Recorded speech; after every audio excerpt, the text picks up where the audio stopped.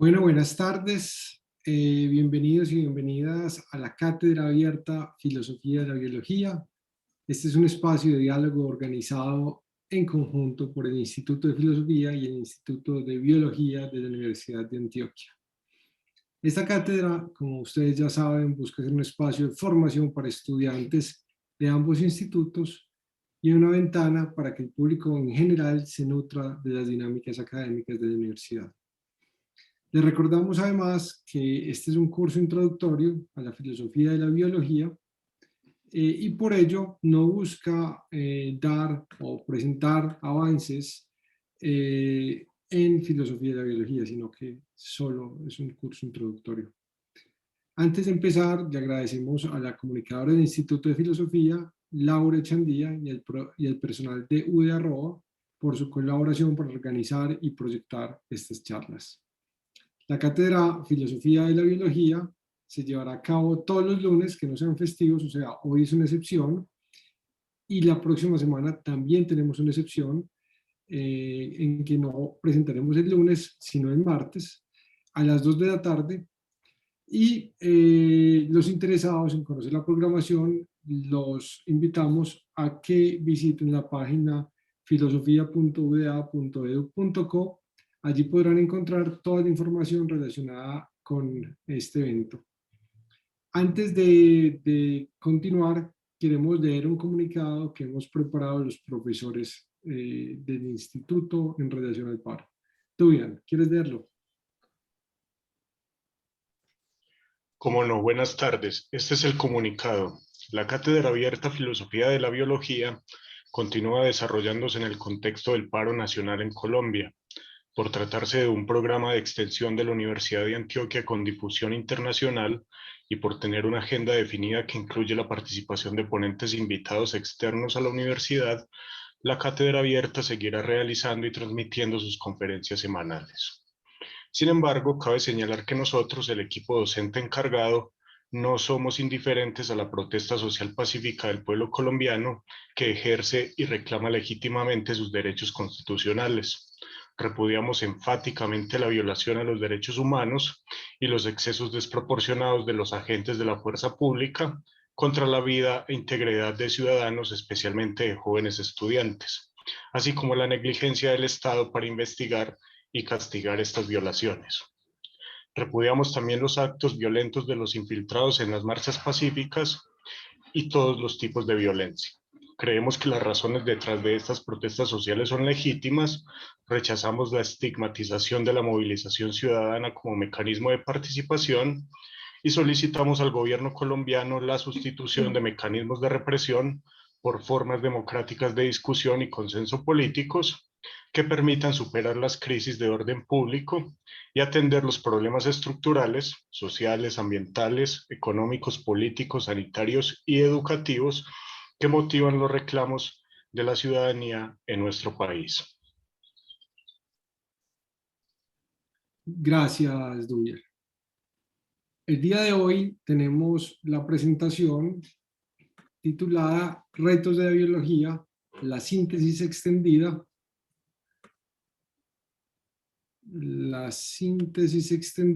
de la teoría evolutiva, por parte de la profesora María Cristina López Gallego del Instituto de Biología de la Universidad de Antioquia.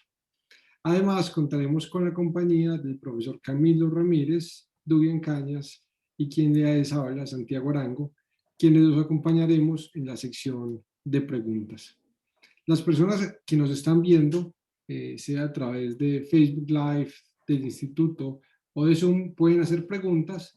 Los que nos están viendo a través del Facebook Live del Instituto pueden hacer sus preguntas en la caja de comentarios abajo del video, y quienes nos están viendo a través de Zoom pueden hacer sus preguntas en el cuadro preguntas y respuestas. Les rogamos no hacer sus preguntas en el chat porque allí estas se nos pueden perder.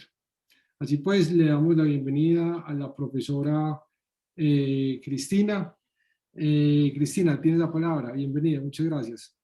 Listo, gracias a ti, Santiago, y gracias a todos y todas por estar acá, o bueno, por estar viendo este video luego. Bien, en la sesión de hoy vamos a hablar de retos de la biología. Yo quiero mencionar brevemente que que yo pienso que uno de los retos más importantes que tiene la biología en el siglo XXI es generar conocimiento y hacer gestión de ese conocimiento sobre fenómenos biológicos que nos pueden ayudar a resolver muchas de las problemáticas que tenemos en nuestras sociedades humanas, en temas de salud humana, de nuestra agricultura y también en temas de problemáticas socioambientales.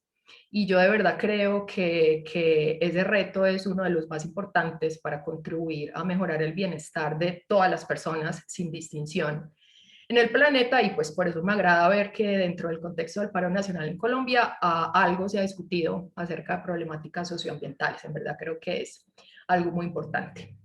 Pero bien, hoy no vamos a hablar de ese reto particular de la biología, sino que vamos a hablar de otro que creo también es muy importante, bueno, más en términos, digamos, de los fundamentos de la biología. Vamos a hablar hoy de lo que se ha denominado la síntesis extendida de la teoría evolutiva, que de alguna manera está intentando replantear o criticar la teoría más importante, la teoría más fundamental de la biología, que es por supuesto la teoría de la evolución.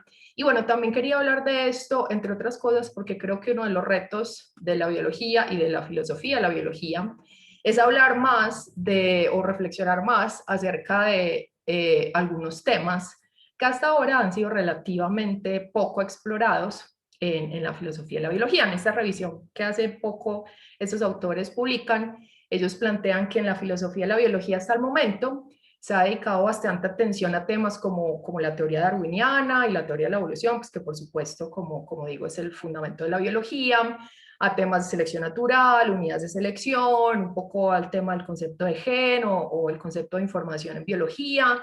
Ciertamente se ha dedicado también mucha exploración, muchas reflexiones al concepto de especie y la clasificación y sistemática, como veíamos en la sesión pasada, perdón, hace 2 sesiones en esta cátedra abierta.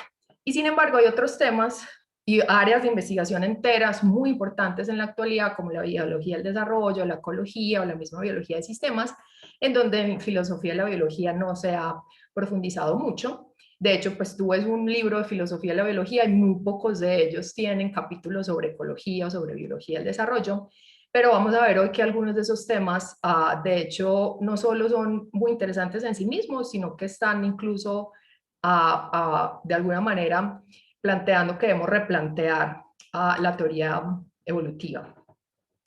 Bien, entonces lo que voy a hacer en esta sesión es que voy a utilizar más o menos la mitad del tiempo para hablar de los aspectos más técnicos, pues, o los aspectos científicos de lo que se ha llamado la síntesis extendida y cómo es diferente de lo que propone la síntesis moderna o la teoría evolutiva estándar, digamos, la teoría evolutiva como la utilizamos ahora la mayoría de los biólogos, y pues no voy a profundizar mucho en la parte biológica porque eso es una cátedra de filosofía de la biología, pero sí quiero resaltar cuáles son los conceptos que se están tratando de reinterpretar o nuevos conceptos que se están proponiendo, nuevas maneras de aproximarse a entender fenómenos biológicos para darle pie a una discusión más filosófica. En la segunda parte de esta sesión voy a hablar entonces de temas más filosóficos, hablaré un poco acerca de las críticas al reduccionismo en biología que hacen muchos de los autores de la síntesis extendida, en particular el tema de cómo abordar modelos de causalidad en biología, en particular para la teoría evolutiva, y al final voy a tratar de hacer una reflexión con lo que proponen algunos autores acerca de qué representa la síntesis extendida en términos, digamos, de filosofía o de sociología, historia de la ciencia, ¿cierto? Si es la síntesis extendida un cambio de paradigma o es un nuevo programa de investigación científica o qué es lo que representa.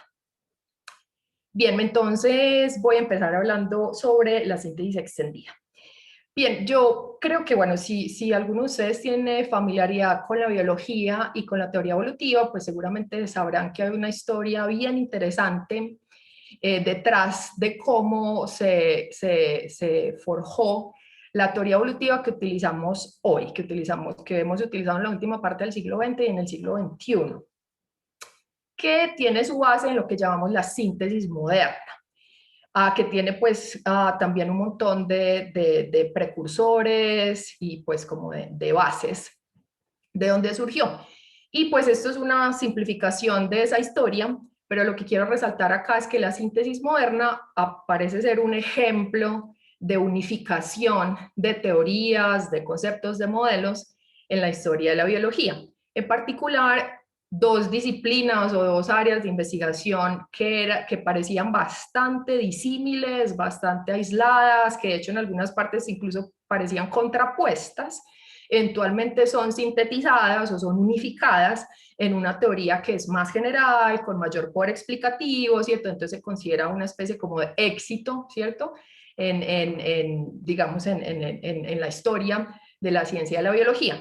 Y pues brevemente, esas áreas de investigación que digamos convergen y se unen en la síntesis moderna son por supuesto lo que llamamos la teoría darwiniana de la evolución, que obviamente no nace solo con Darwin, mucha otra gente antes de Darwin está hablando de evolución, pero sí es Darwin quien por primera vez propone una teoría sólida, robusta, más completa, ¿cierto? Bien respaldada empíricamente, pues usando elementos incluso de la economía y de muchas disciplinas científicas que hasta el momento pues se habían desarrollado, y que tiene una de sus contribuciones principales en la hipótesis o en el planteamiento de que la selección natural es el mecanismo principal, no el único, pero el mecanismo más importante para explicar los cambios evolutivos a través del tiempo en los organismos.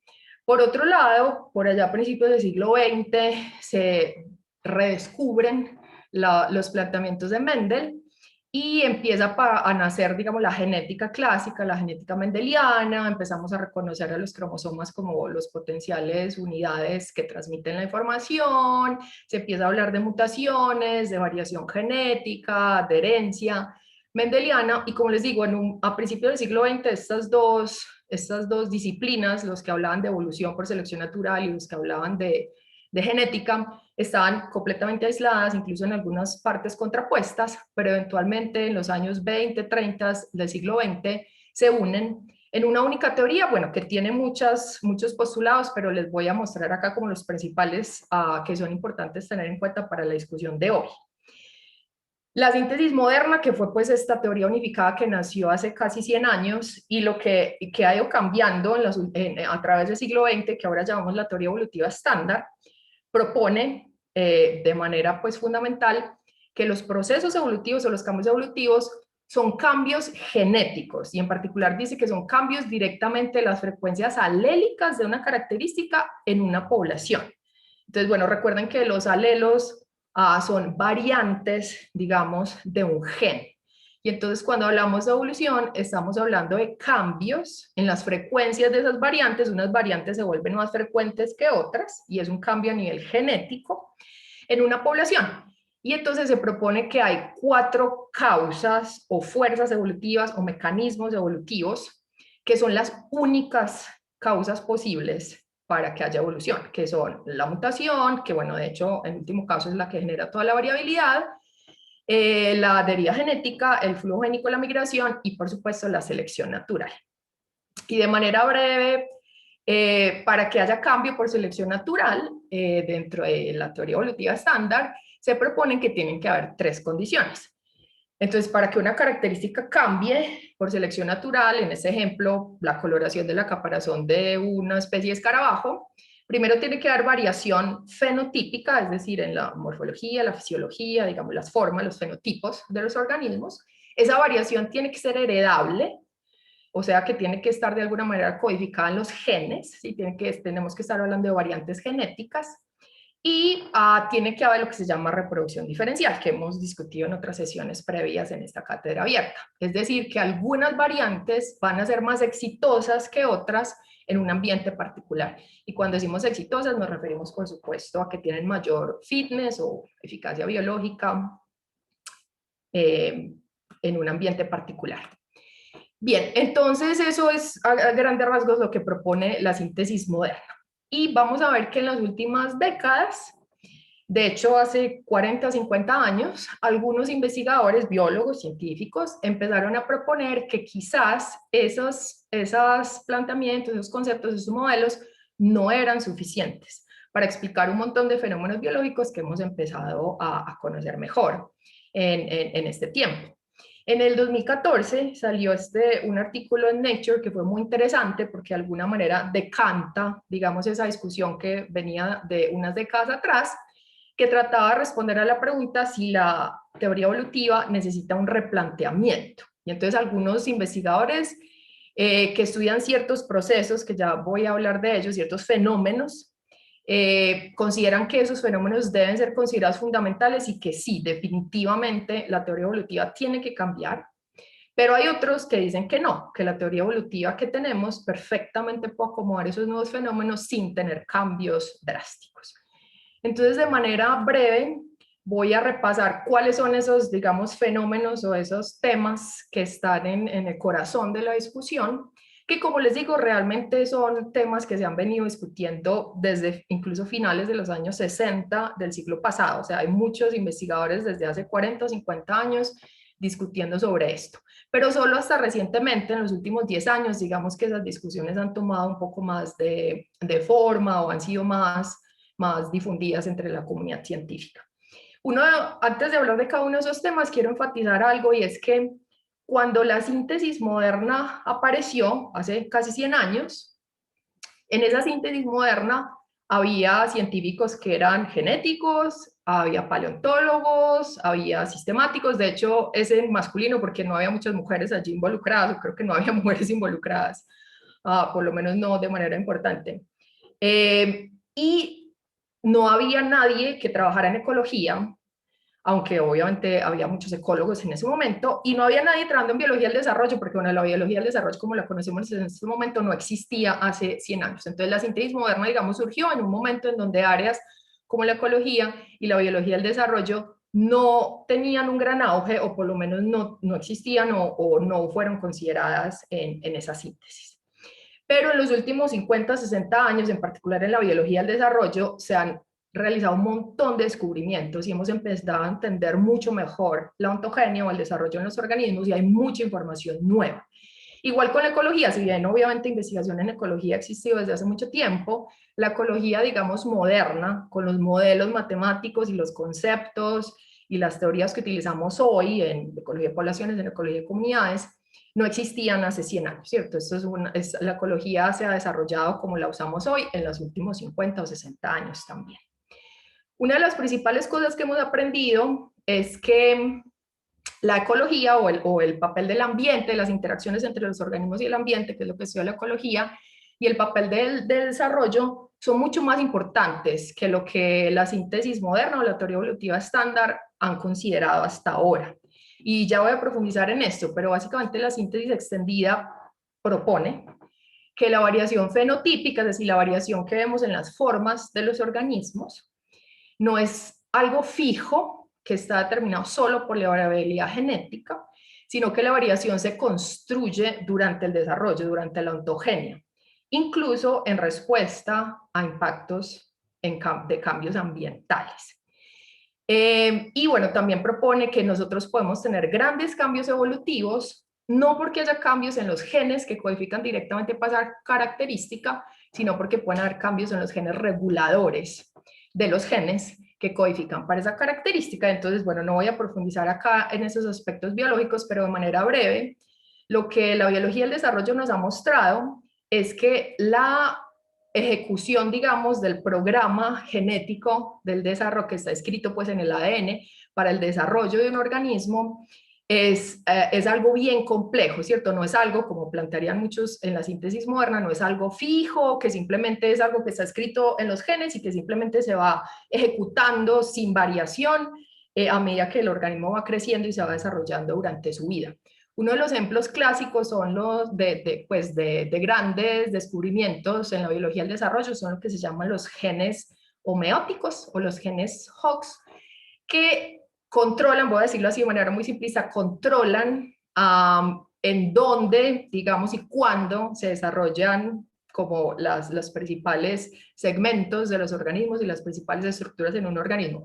Piensen, por ejemplo, acá esto es un embrión de una drosófila, de una mosca, que es un modelo en animales en biología, y cada uno de estos segmentos, digamos que tiene unas instrucciones diferentes de cómo se expresan allí genes para producir ciertos tejidos y eventualmente órganos y ciertas estructuras. Por ejemplo, los genes homeóticos regulan a otros genes para decirle dónde van las patas en la mosca. Las patas en la mosca son 6, no son 7 ni 5, son 6, y están en el tórax, están en el abdomen y están en la cabeza.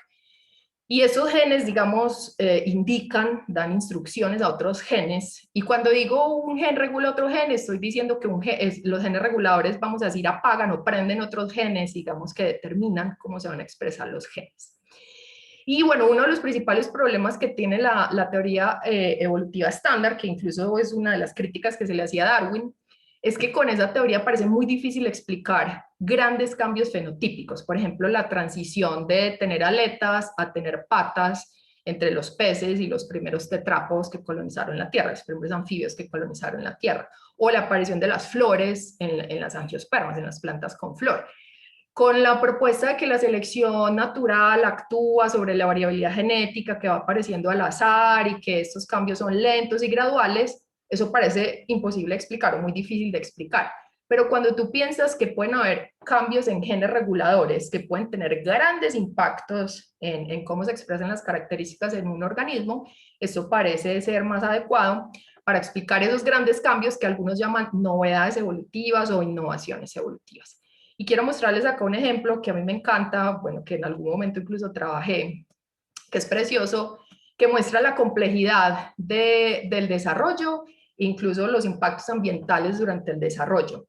Esta plantita se llama Arabidopsis thaliana, es también un modelo de investigación muy usado, y Arabidopsis thaliana solo florece una vez en su vida. Entonces, cuando florece la planta, cuando hay una transición de ser juvenil a maduro, de florecer, es súper importante. Y se han descubierto más de 400 genes que están interactuando unos con otras en una red génica bien compleja que determina cuándo la planta va a florecer. Acá no están todos los genes, pero acá en esta red se muestran los más importantes. Y aquí cada una de estas siglas es un gen y cada una de las flechas es una interacción entre genes, es decir, un gen que está regulando, apagando, prendiendo otro gen. Pero lo que quiero enfatizar acá es que hay redes génicas que, por ejemplo, están recogiendo las señales ambientales del fotoperiodo. Entonces le pueden decir, esta planta crece en zonas templadas en Eurasia. Entonces hay unos genes que están recogiendo las señales del fotoperiodo para que la planta tenga información de, bueno, ya se están alargando los días, ya se está acabando el invierno, viene la primavera. Pero hay otra red de genes completamente distinta que está censando, por ejemplo, los cambios en temperatura. Y entonces también de alguna manera le indica a la planta, como ya pasó el invierno, ya viene el verano. Y hay redes que integran información de hormonas y del reloj interno y de muchas otras cosas. Y entonces, cuando florece una planta, cuando ocurra algo de desarrollo, codificado por toda esta red de genes, se puede modificar dependiendo del ambiente donde esté la planta. Entonces, un mismo genotipo, o sea, el mismo programa genético, las mismas instrucciones genéticas, si tú pones a esa planta en el sur de Europa, donde hay un verano mucho más grande y más caliente, más largo y más caliente, y pones ese mismo genotipo en Escandinavia, donde el verano es mucho más corto y más frío, los fenotipos que se expresan cuando florece la planta puede ser diferente, ¿cierto? Y esto es evidente, y esto pasa pues con muchas características de muchos organismos. Y eso es evidencia que el ambiente puede modificar los patrones del desarrollo. Bien, y entonces lo que se está planteando en la síntesis extendida es que tenemos que empezar a entender cómo interactúa los factores ecológicos con los fenómenos del desarrollo y cómo eso de alguna manera impacta los fenómenos evolutivos. Y de alguna manera también cómo los fenómenos evolutivos están impactando a procesos ecológicos y procesos del desarrollo, por supuesto, también. Y hay 4 fenómenos que voy a explicar brevemente que están, como digo, en contención. Hay unos muy polémicos, de hecho yo diría que quizás algunos yo no los entiendo del todo bien, pero pues voy a presentar lo que los autores de la síntesis extendida proponen. El primero de ellos lo llaman herencia inclusiva. Todos los biólogos creo que estamos completamente de acuerdo o todos estamos, pues hay un acuerdo común muy amplio en que la herencia es la transmisión de la información genética y que otros tipos de transmisión de información no son parte de la herencia. Digamos que eso es lo que la mayoría de gente, el supuesto que la mayoría de gente hace o hacemos. Pero algunos autores de la síntesis extendida plantean que hay otros mecanismos que pueden explicar la similaridad entre parentales, y sus descendientes. Podemos hablar de mecanismos de la herencia, o sea, de transmisión de la información de los parentales a los descendientes en términos epigenéticos, por supuesto, esto se trabaja un poco más, entonces estos son cambios que los padres o información que los padres le pueden transmitir a los hijos sin que eso esté inscrito en el ADN. Y de hecho muchos de esos cambios pueden ser inducidos ambientalmente. Pero hay otros mecanismos como efectos parentales, entonces como el parental puede transmitirle hormonas o puede transmitirle mitocondrias, información que hay por fuera, digamos, del ADN nuclear a los descendientes que puede ser usada, incluso puede beneficiarlos de alguna manera en un ambiente. Hay quienes hablan de herencia ecológica, en términos de que los organismos están modificando su ambiente, a veces de manera drástica, piensen en un castor haciendo toda una represa y modificando su ambiente para él y para otras especies, pues que afecta a los miembros de su misma especie y de otras especies, y ese ambiente es heredado por los descendientes, por lo menos en algunas generaciones, y puede ser aprovechado por ellos, y se habla también de herencia cultural, etc. Y eso es importante porque entonces ellos proponen que la variación fenotípica, la variación que nosotros vemos en los organismos, no es solo producto de la información genética que se transmite, sino que pueden haber variantes, por ejemplo, variantes epigenéticas o otras variantes que aparecen en generaciones posteriores, aunque no haya cambios genéticos, ¿sí? Y bueno, aquí se está esquematizando que puede haber transmisión de la información entre células germinales, entre células somáticas y células germinales, pero incluso entre células somáticas entre diferentes generaciones. Bien, el punto acá es que la herencia es mucho más que solo lo genético. Bien, por otro lado está este tema de la plasticidad fenotípica o la plasticidad del desarrollo, que es bien interesante. La plasticidad fenotípica es la capacidad que tiene un genotipo para producir varios fenotipos en respuesta a cambios ambientales. Piensen ustedes que no todas las plantas pueden hacer esto, pero a veces ustedes tienen una plantita que ponen en la sombra y desarrolla cierto tipo de hojas, por ejemplo, hojas más angostitas y más gruesas, y ustedes ponen esa misma plantita luego en un sitio con más luz, y ese mismo fenotipo, ese mismo individuo, produce otro tipo de hojas, hojas más amplias y más delgadas, por ejemplo. Ese es un genotipo que está produciendo varios fenotipos, está cambiando su fenotipo en respuesta a cambios ambientales. Eso se llama plasticidad fenotípica para una característica.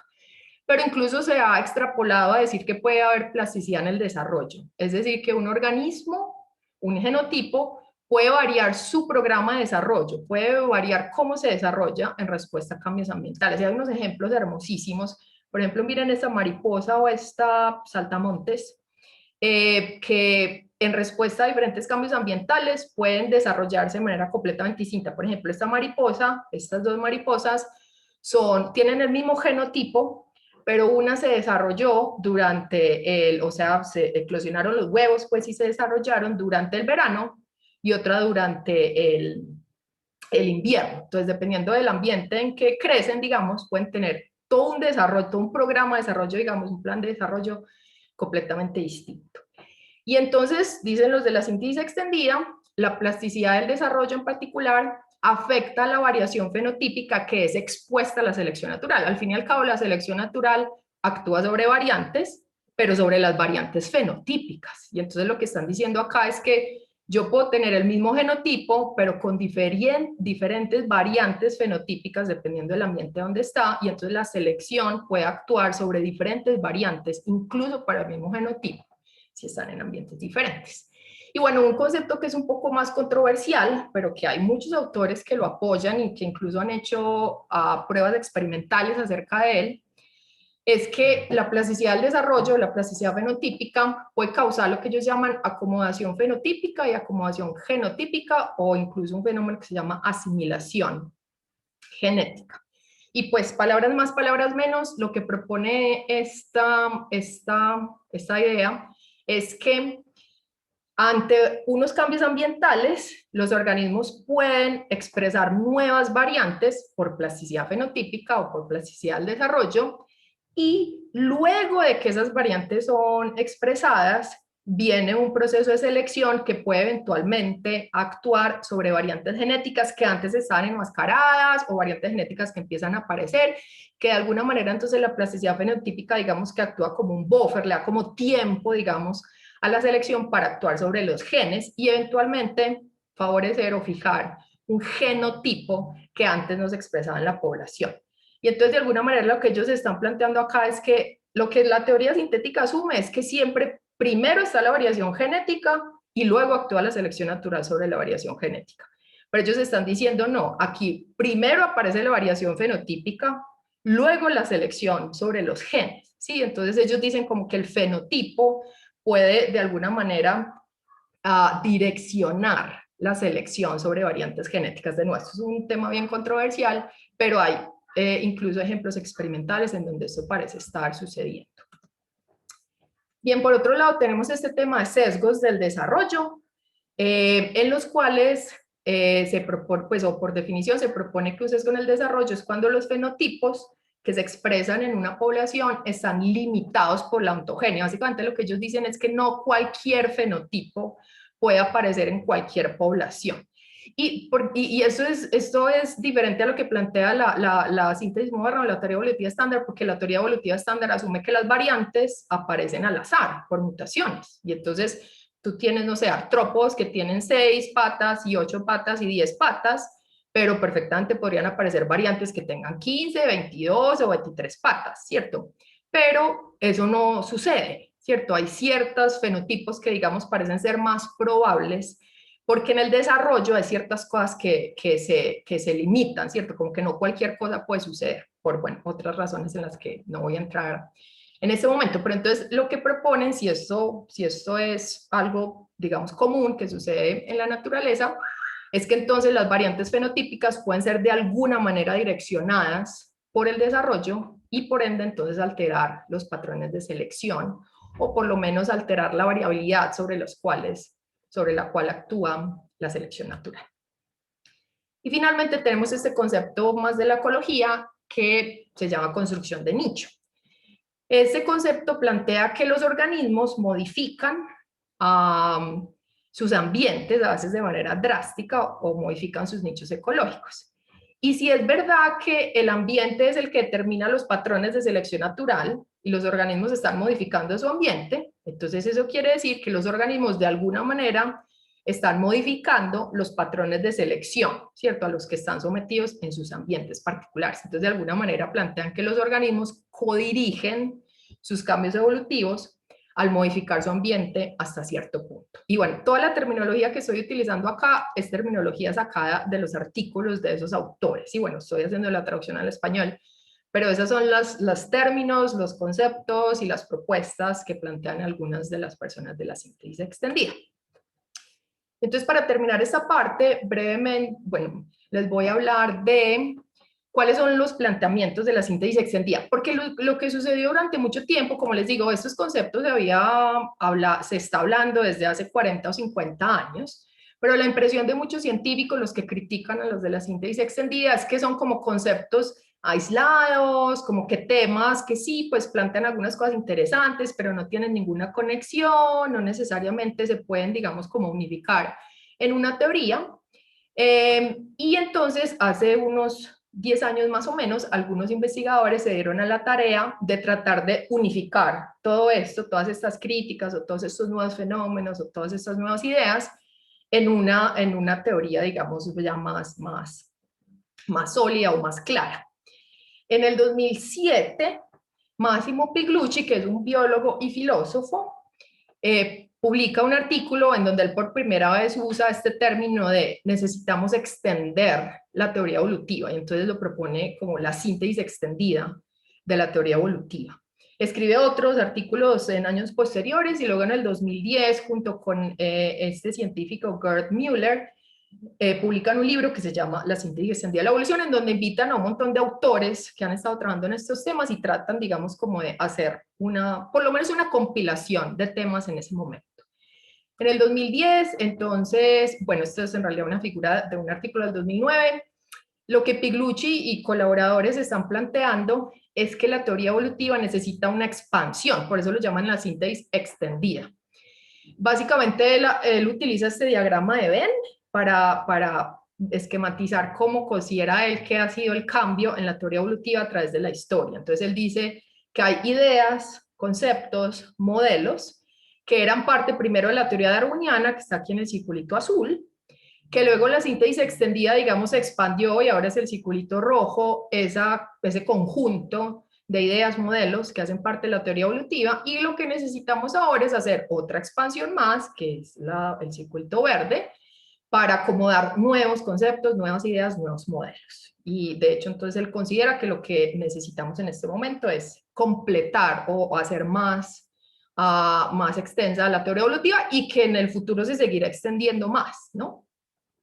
Y él plantea, no voy a profundizar en eso, pero él plantea que hay unos componentes como súper importantes para la síntesis extendida, así les dice él, componentes que son teorías o conceptos que tienen distinto estado de maduración conceptual, que tienen distinto soporte empírico, hay unas que conocemos muy poco, hay unas que tenemos más evidencia empírica, pero que él considera que pueden tener implicaciones importantes, en particular sobre el papel de la selección natural en la evolución. Y entonces él tiene su lista, ¿cierto?, de componentes que él considera que son importantes y que tienen mayor o menor grado, digamos, de maduración conceptual. Bien, en el 2015, Kevin Laland y otros colaboradores acá publican este artículo que se llama La síntesis extendida de la teoría evolutiva. Y básicamente lo que ellos tratan de hacer acá es literalmente plantear una estructura de esa teoría, con unos supuestos y unas predicciones. Y vamos a ver, son muy ambiciosos, ¿cierto? Literalmente tratan de decir, esta es la nueva teoría que necesitamos. Pero, como vamos a ver, ellos plantean que no es una teoría para reemplazar a la teoría evolutiva estándar, sino que es una teoría alternativa, ¿cierto? No están diciendo que la teoría evolutiva no sirva o que hay que reemplazarla completamente, están diciendo que hay que extenderla o que hay que, o ellos están planteando una teoría alternativa que es un poco más extensa.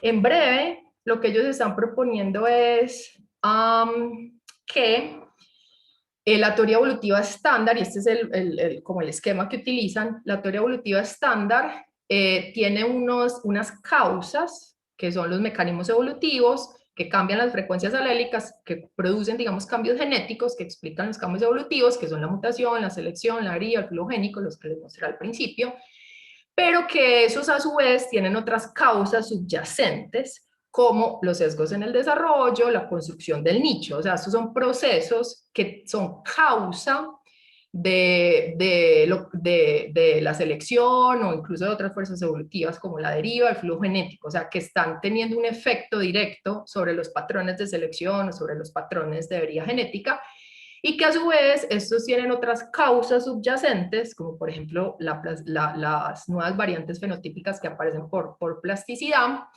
que a su vez tienen unas causas subyacentes que son las causas de la variación fenotípica más allá de la genética. Entonces, básicamente ellos dicen que las únicas causas de la evolución no son las fuerzas evolutivas que planteamos tradicionalmente, acá con flechitas en negro, sino que hay otras causas de evolución.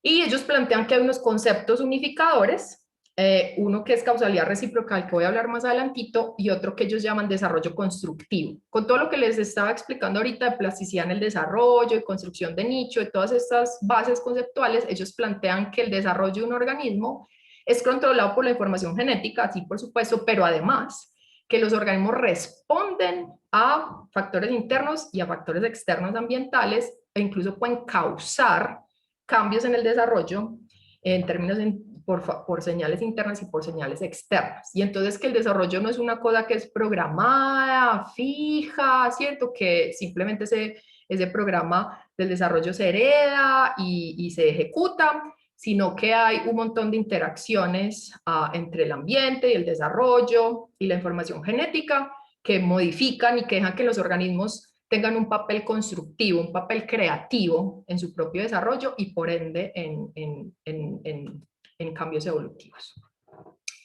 Y ellos entonces proponen incluso una nueva definición de evolución, una nueva definición de adaptación. Entonces, en la nueva teoría o en la teoría alternativa de la síntesis extendida, la evolución es un cambio transgeneracional en caracteres heredables en una población. Pero aquí la clave es que esto de la herencia no es solo por mecanismos genéticos, sino que pueden haber otros mecanismos.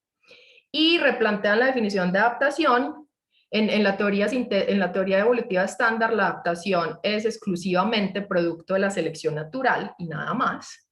En la síntesis extendida, ellos proponen que la adaptación es un proceso que resulta en un ajuste complementario entre organismos y ambiente, como el concepto tradicional, pero que es a través de la interacción entre la selección natural y el desarrollo constructivo, que es afectado también por el ambiente, ¿no? Entonces ellos dicen que la síntesis extendida es una teoría evolutiva que es centrada en los organismos, mientras que la teoría evolutiva estándar es centrada en los genes. A la teoría evolutiva estándar solo le interesa lo que pase con los genes.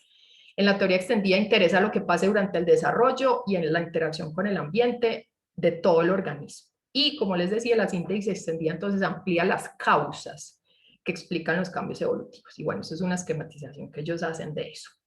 Ellos en ese artículo tienen varias tablas muy interesantes, pues que no voy a profundizar acá, pero ellos tienen nuevos supuestos, reinterpretaciones de conceptos y nuevas predicciones con respecto a la teoría evolutiva estándar. Entonces, en una tabla, por ejemplo, dicen, mire, los supuestos de la teoría clásica de la síntesis moderna son estos, en la síntesis extendida los supuestos son estos, ¿cierto? Y son diferentes. Hay un par de ejemplos. Hay unos conceptos, por ejemplo, sesgos del desarrollo y plasticidad fenotípica, y dicen, mire, la interpretación tradicional en la teoría evolutiva es esta, la interpretación bajo la síntesis extendida es diferente. Y plantean unas predicciones en comparación con las predicciones de la teoría evolutiva estándar. Ah, bien, y se me olvidó una cosita. Y entonces, para resumir esta parte, en los que proponen que sí, que se necesita replantear la teoría evolutiva, están diciendo básicamente esto, que la síntesis moderna desestima o no le ha puesto mucha atención a algunos procesos clave, como de biología del desarrollo y ecología, y que por lo tanto requiere un marco extendido, que existen otras causas de evolución que van más allá de los procesos que cambian las frecuencias alélicas en una población, y que estas causas adicionales modifican los procesos de selección y otras fuerzas, y entonces por tanto afectan la dirección y la tasa de evolución, y como les digo, tienen este modelo de otras causas adicionales a las causas que se consideran en la teoría moderna, en la síntesis moderna. Y los que dicen que no, también tienen argumentos sólidos, en mi opinión, y son pues un montón de científicos también muy prominentes. Ellos plantean que no, que la teoría evolutiva estándar como la tenemos hoy perfectamente puede acomodar toda esta nueva evidencia que viene de la biología del desarrollo, la ecología, lo que tiene que ver con sesgos en el desarrollo, construcción de nicho, es perfectamente acomodable, digamos, en la teoría como está, sin cambiarla mucho. Ellos incluso plantean que la teoría evolutiva estándar ya en el pasado ha hecho eso, ha acomodado nuevas teorías. Por ejemplo, la teoría neutral, ¿cierto? Aquella teoría cuando empezamos a obtener información de la variabilidad genética y nos dimos cuenta que había muchas genes en donde la variabilidad no tiene efecto sobre el fitness y aparentemente hay muchas más variantes de las que nos imaginábamos. Se propuso una nueva teoría, la teoría neutral proponía que la variabilidad genética era la fuerza evolutiva más importante que la selección, pero eventualmente, digamos, eso se discutió con base en la evidencia, por supuesto, eventualmente, digamos que la teoría neutral fue acomodada, fue sintetizada en la teoría evolutiva estándar, sin que cambiara mucho. Lo mismo pasó con la teoría del fitness inclusivo, esta de Hamilton, que plantea que la selección puede ser a nivel de grupo, y eso se puede explicar si hablamos de un concepto nuevo de fitness, etc. En fin, el punto es que ya en el pasado ha sucedido que nuevos fenómenos, nueva información, nuevas ideas, nuevos modelos se han incorporado en la teoría evolutiva. Y ellos dicen, mire, igual, sí, la teoría evolutiva estándar es centrada en los genes, pero esta teoría tiene un gran poder predictivo, ha sido ampliamente usada y validada empíricamente, y entonces realmente sigue sirviendo y no hay necesidad de modificarla mucho. Y bueno, dice que todos estos conceptos de desarrollo de ecología que les presenté perfectamente se pueden explicar dentro de la teoría evolutiva estándar, pero sí dicen, para muchos de ellos todavía no tenemos mucha evidencia, ¿cierto? Todavía no los conocemos del todo bien, entonces primero tenemos que estudiarlos más y luego podríamos ver cómo los podemos acomodar en la teoría evolutiva estándar. Bien, entonces, eso es la parte que les quería mostrar sobre la síntesis extendida. Y entonces ahora, ay, no puedo ver esto acá. Entonces ahora voy a dedicarme un poco más a hablar ya de las cuestiones filosóficas. Bien, Uno de los temas más importantes que se discute en la síntesis extendida es este tema de la causalidad. Como pudieron ver, ellos dicen que hay dos conceptos unificadores claves, así los llaman, que son el desarrollo constructivo, que ya se los expliqué un poquito, y este tema de la causalidad, que ellos llaman causalidad recíproca, pero que otros autores han llamado multicausalidad. Básicamente, en la síntesis moderna se plantea que una posición reduccionista no es suficiente para explicar los fenómenos biológicos complejos que conocemos y que si vamos a hablar de la síntesis extendida necesitamos nuevos modelos de causalidad. Este es un artículo escrito por un académico argentino, no sé si es filósofo o biólogo, en donde plantea, pues hace un resumen muy interesante, una compilación muy interesante de este tema de la causalidad para la síntesis extendida. Este investigador, Maximiliano Martínez, propone que para la síntesis extendida es imperioso, así dice él, reemplazar los modelos causales tradicionales, porque no permiten abordar de manera holística los sistemas complejos que estamos estudiando en biología. Entonces, volviendo a este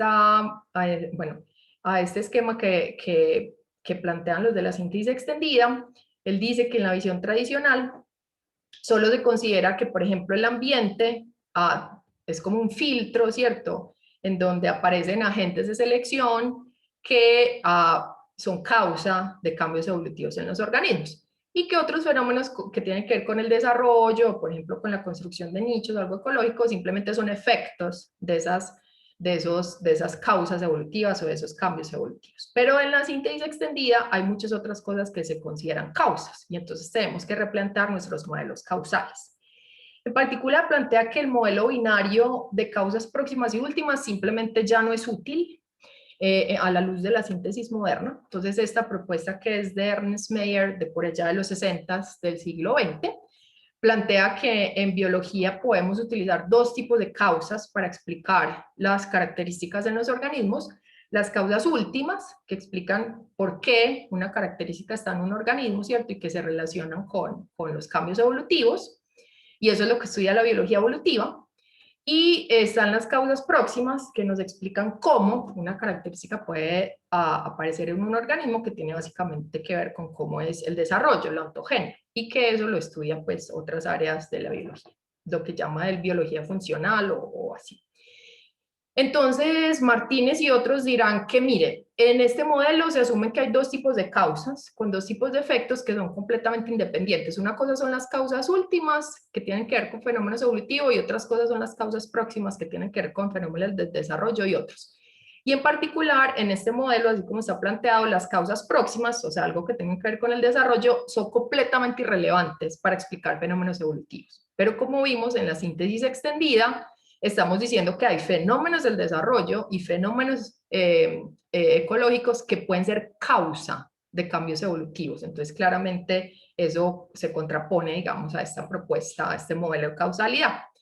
Y por otro lado, también hay que replantear el modelo del reduccionismo, que es como un modelo de causas ascendentes unidireccionales. Básicamente lo que el reduccionismo está diciendo es que, bueno, en último caso, en un caso extremo, está diciendo que todos los fenómenos biológicos se pueden explicar con causas moleculares a nivel molecular, ¿cierto? Que todo se puede reducir a causas moleculares, pero digamos en una versión menos drástica, el reduccionismo plantea que para explicar un fenómeno en un nivel de organización superior, o sea, más complejo, las causas son exclusivamente fenómenos que están ocurriendo en un nivel de organización menor, ¿cierto? Entonces, que las causas son ascendentes y van solo en esa dirección.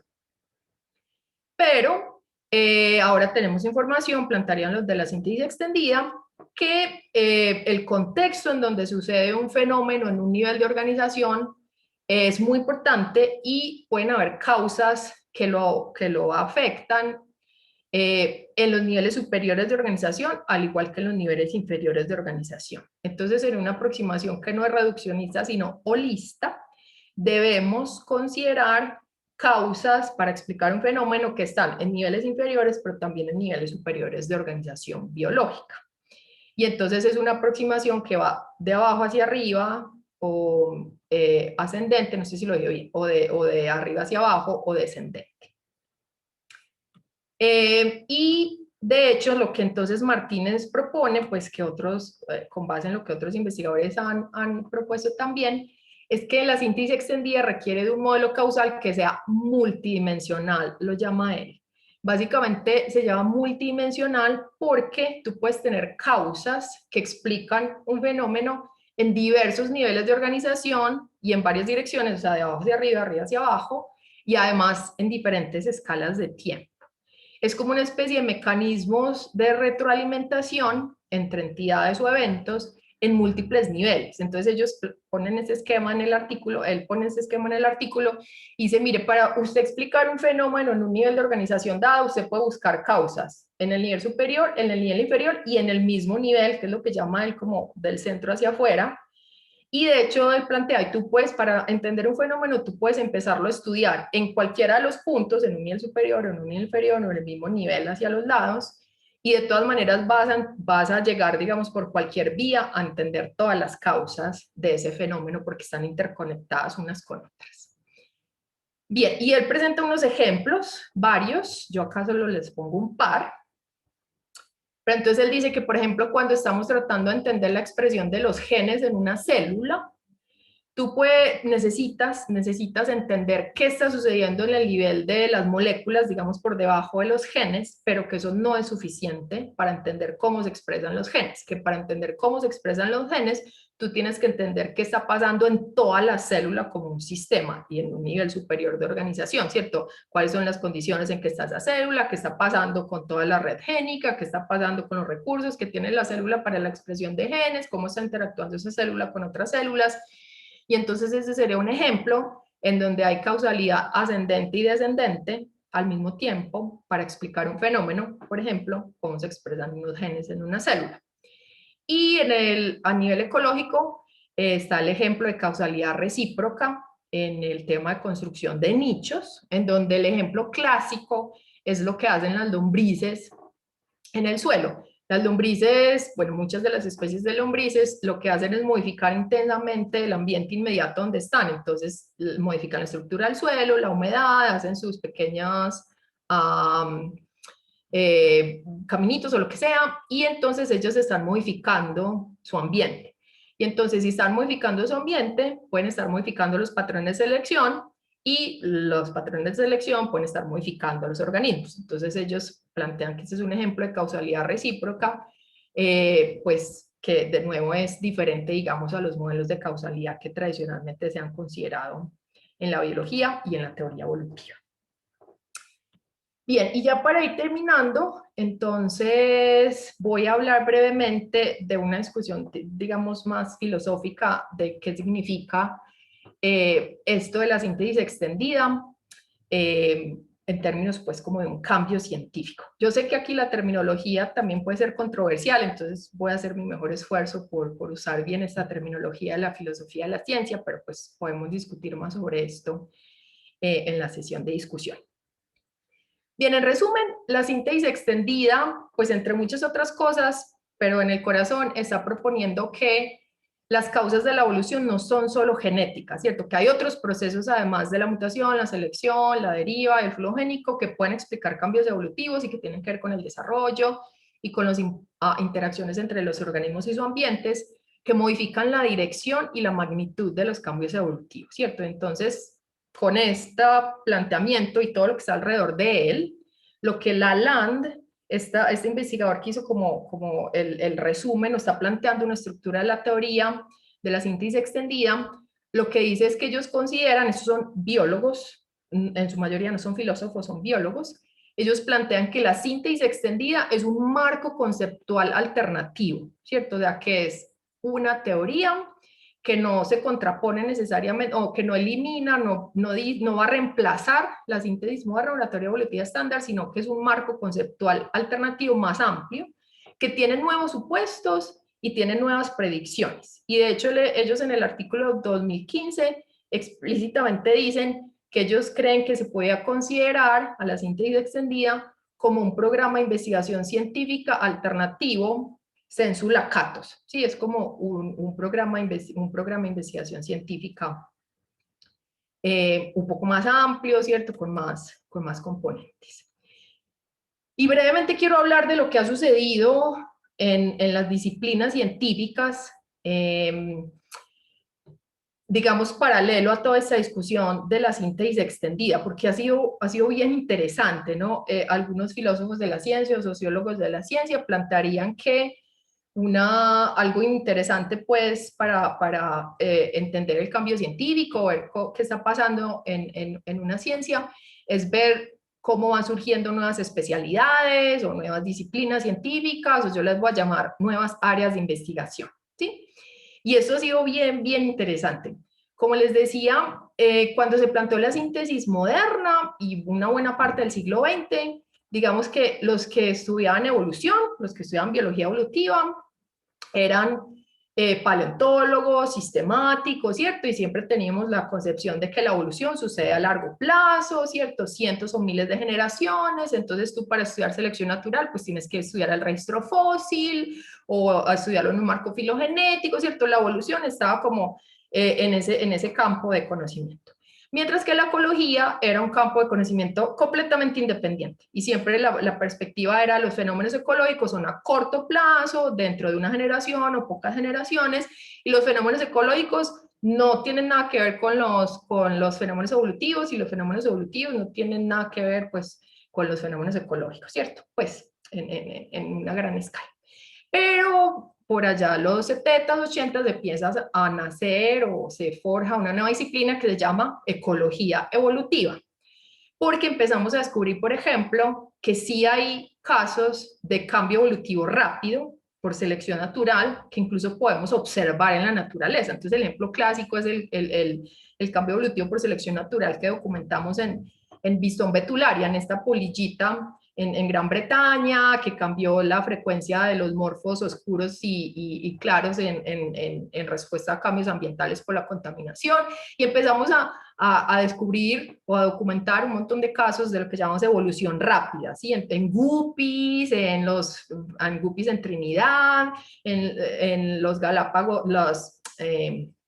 los pinzones de Darwin en los Galápagos y otros ejemplos que ahora son muy clásicos. Y entonces estas personas que estudian ecología evolutiva, que estudiamos ecología evolutiva, eso es lo que a mí más me gusta, estudiamos cómo pueden haber procesos de selección natural por cambios ambientales que resultan pues en cambios evolutivos en pocas generaciones. Y eventualmente, ya hace unos 10, 20 años, se empezó a estudiar otra cosa, y es que algunos investigadores empezaron a preguntarse, bueno, claramente uno puede estudiar como cambios ambientales o cambios ecológicos, ¿cierto? Factores bióticos o abióticos del ambiente resultan en cambios evolutivos, pero también podemos empezar a estudiar cómo cambios evolutivos afectan procesos ecológicos. Y esto es algo que suena contraintuitivo para la mayoría de los biólogos, pero tenemos evidencia de que los cambios evolutivos en una característica en una especie puede tener impacto sobre la dinámica poblacional, un fenómeno netamente ecológico, o incluso sobre la composición o puede tener efectos a nivel de toda la comunidad de especies que hay en un sitio. Eso se ha llamado dinámica ecoevolutiva. Entonces digamos que se empieza a estudiar ahora al revés un poco el efecto de la evolución sobre procesos ecológicos. Por otro lado, también hace unos 40, 50 años empieza el auge, digamos, de la biología del desarrollo, y entonces está al principio estudiando, bueno, cómo se expresan, y todavía se sigue estudiando mucho, está muy enfocada en cómo se expresan los genes y cómo eso va, ¿cierto?, modificando la ontogenia, cómo van ocurriendo los cambios en la ontogenia. Eventualmente se empieza a estudiar cómo es que han evolucionado esos patrones de ontogenia, ¿cierto?, que producen la variedad fenotípica, y aparece lo que se llama evodevo. Lo decimos evodevo por sus siglas en inglés, ¿cierto? Pero es una disciplina científica nueva que estudia cómo han evolucionado esos distintos, digamos, patrones del desarrollo.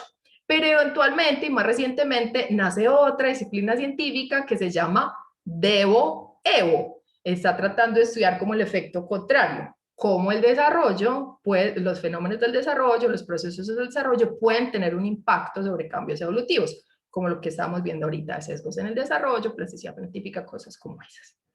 Y luego, más recientemente, y no estoy charlando, esto parece un trabalenguas, pero no, hay una nueva disciplina que se llama ecoevodevo, en donde se están estudiando cómo factores ambientales pueden modificar el desarrollo y cómo eso puede afectar los cambios evolutivos, ¿cierto? Y entonces también se habla de Devo-Eco y Eco-Devo, en fin, todas las combinaciones posibles de estas tres disciplinas existen y han surgido en diferentes momentos y estudiando diferentes fenómenos más o menos en estos últimos 40 o 50 años, hasta que finalmente algunos proponen que lo que necesitamos es combinar las tres áreas de investigación en lo que ahora se llama Eco-Evo-Devo. Entonces, esto es una revisión creo que es del 2016 o del 2017, en donde ellos esquematizan y dicen, mire, realmente lo que necesitamos es entender cómo interactúan los fenómenos del desarrollo, los fenómenos ecológicos y los fenómenos evolutivos, todo de una vez, no por partecitas, no Evo-Devo y luego Eco-Evo y luego, sino todo en conjunto, digamos, eso pues obviamente no es fácil, pero ellos tienen unos planteamientos teóricos, ¿cierto? Mire, esto es lo que pasa en la generación de la variación y esto es lo que pasa durante la selección y entonces enfatizan, mire, acá hay que estudiar cosas que se pueden abordar desde la ecología, que hay que estudiar cosas que se pueden abordar desde el desarrollo, las podemos integrar así o así, digamos que están empezando a proponer esos nuevos marcos conceptuales. De hecho, en algunos casos, como este artículo, también reciente, hace unos 5 o 6 años, ellos incluso ya están, esos autores tomaron un modelo que ellos llevan estudiando mucho rato, es una colaboración pues de muchos grupos de investigación, que son especies de peces en lagos postglaciales, lagos que se forman después de que hay glaciaciones, en donde están estudiando cómo han aparecido ciertas adaptaciones, incluso cómo ha aparecido ecotipos, aislamiento reproductivo y eventualmente nuevas especies, o sea, están estudiando no solo cambios evolutivos en especies, sino incluso fenómenos de especiación, con una aproximación de Eco-Evo-Devo, integrando temas de desarrollo, de evolución y ecología, y han planteado cosas bien interesantes. Entonces, bueno, como pueden ver, hay un montón de, diría yo, desarrollo, ¿cierto? Nuevos planteamientos, incluso nuevas disciplinas, especialización, qué sé yo, en el marco de todo esto del planteamiento de la síntesis extendida. Y ya para finalizar, esto es lo que plantean algunos autores. Pigliucci en el 2009, aunque él aparentemente después ha suavizado un poco esa posición, pero Pigliucci al principio, cuando se propuso esto de la nueva síntesis, él plantea que la nueva síntesis es una nueva instanciación de un paradigma kuhniano. Él básicamente dice, como yo les mostré, él tenía sus elipses, hizo un diagrama de elipses en donde él piensa que lo que está sucediendo es que hay un paradigma, la teoría evolutiva, y que simplemente ese paradigma está cambiando un poco, se está expandiendo, pero él incluso en un artículo hace todo un análisis de por qué no se puede hablar de inconmensurabilidad conceptual o inconmensurabilidad metodológica entre lo que plantea la síntesis extendida y lo que plantea la síntesis moderna. En realidad son el mismo paradigma, dice él, sino pues que como en una forma un poco diferente.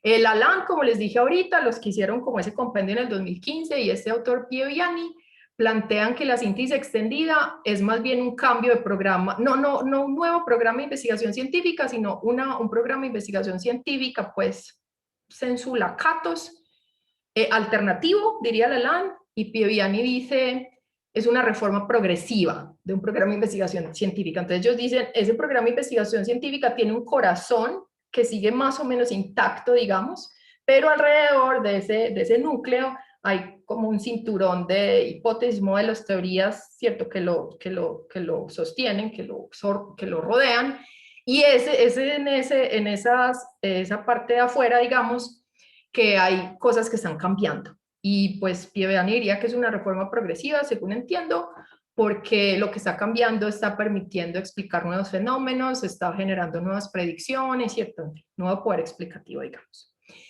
Por otro lado está esto que me pareció muy interesante, son un par de, creo que el primero es científico, el segundo es filósofo, creo, unos académicos mexicanos, Fábregas Tejeda y Vergara Silva, que proponen que eso de plantear la síntesis extendida como en términos de paradigmas o programas de investigación científica es demasiado simplista y que realmente es una cosa mucho más compleja que eso. Ellos proponen, de manera breve, que la síntesis extendida es una red flexible de unidades epistémicas. Y unidades epistémicas son modelos, conceptos, teorías que están interconectadas unas con otras. Bien, de manera breve, bueno, luego ellos dicen, ya dije esto, la teoría evolutiva extendida, la teoría extendida de la evolución, como una espiral en expansión. Esa es una modificación al diagrama de Venn de Piglucci que ellos hacen en este artículo. Ellos dicen que Piglucci considera que esto es como un paradigma que va en expansión, sin límites, ¿cierto? O, como dirían Lalanne o Pieviani, que es una reforma, una alternativa a un programa de investigación, ellos dicen no, eso es demasiado simplista. Ellos dicen, mire, podríamos considerar a la síntesis extendida como una red dinámica de unidades epistémicas. Entonces, de nuevo, son diferentes ideas, teorías, modelos, incluso prácticas científicas, pero que están interconectadas y tienen cohesión. Y él dice que ellos dicen que el factor de cohesión es que todas esas unidades epistémicas tienen unas metas epistémicas compartidas. Y entonces ellos plantean que las posibles metas epistémicas de la síntesis extendida son cosas como esta: una explicación mecanística de la evolución fenotípica, o una explicación mecanística del origen y el mantenimiento de la diversidad fenotípica, o entender el papel constructivo que los organismos tienen en su desarrollo y cómo cambian su ambiente de maneras relevantes para su evolución. Entonces ellos también hacen como una rediagramación del esquema de Lalanne y colaboradores, en donde está la evolución fenotípica, que es como el fenómeno a explicar, y entonces están las causas evolutivas tradicionales, las de la síntesis extendida, selección, deriva, flujo, mutación, otras causas propuestas que incluyen la generación de la variación por otros mecanismos más allá del genético. Y ellos dicen que, miren, en este momento en donde estamos, Vergara, Silva, Fábregas, Tejada y Vergara Silva proponen que tenemos en este momento lo que Lalanne y colaboradores hicieron, que es como un conjunto de conceptos, de ideas con unas interconexiones, pero que eso todavía no es la estructura de la teoría de la síntesis moderna. Ellos dicen esa estructura todavía no existe. Y esa estructura, o estructuras en plural, dicen ellos, porque quizás pueden haber varias estructuras, plantean ellos, de la síntesis extendida, que sean usadas de manera diferente por diferentes disciplinas o diferentes comunidades científicas. Y ellos dicen, muchos de sus conceptos se mapean, digamos, y ellos lo representan acá como dos paneles, digamos, uno sobre la PAO en el otro. Estos conceptos surgen de unas disciplinas científicas, de lo que se está haciendo en EVODEO, de lo que se está haciendo en ecología, de lo que se está haciendo en ecología evolutiva. Y él dice que eventualmente cuando entendamos cómo es que esas disciplinas científicas o subdisciplinas científicas están interactuando unas con otras para generar diferentes ideas, diferentes modelos, ahí en esa intersección entre estos dos paneles es que va a surgir la estructura o las estructuras de las síntesis modernas. Bueno, yo confieso que no soy experta para nada en este tema, pero me pareció muy interesante, ¿no? Que hay otros autores que están proponiendo algo, digamos, un poco más elaborado con respecto a qué significa esto de la síntesis extendida. Entonces ya con esto termino para que abramos la discusión acerca de este tema.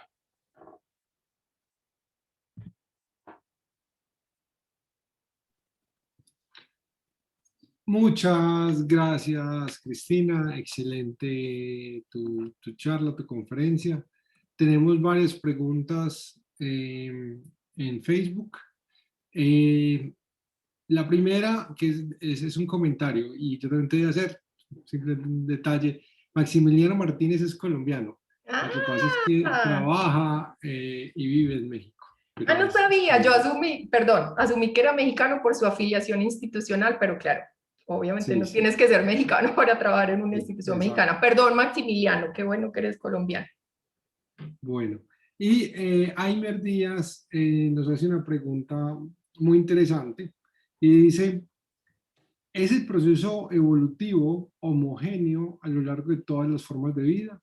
Es decir, bacterias, protozoos o animales evolucionan bajo los mismos mecanismos, y yo me imagino que principios, ya sean los mecanismos clásicos o los adicionales propuestos por las expansiones de la síntesis extendida, ¿cierto? Sí. Y él hace ahí un comentario y dice: yo creo que no. Un ejemplo es la forma como evolucionan los virus, y pone un link. Entonces, esa es la pregunta. Dale, buena pregunta, Aymar. Pues a ver, en la síntesis moderna y la teoría evolutiva estándar, cuando estamos hablando de que las causas de evolución son la mutación, la selección, la deriva, el flujo, ahí claramente no se hace distinción entre los organismos. Los virus todos los procariotes y los eucariotes, ¿cierto? Están, digamos, regidos por los mismos procesos, los mismos mecanismos, allí no habría ninguna diferenciación. La síntesis extendida, hasta donde yo he leído, no propone nada al respecto, pero sí debo mencionar que obviamente cuando estamos hablando de desarrollo, eso aplica solo a los organismos multicelulares.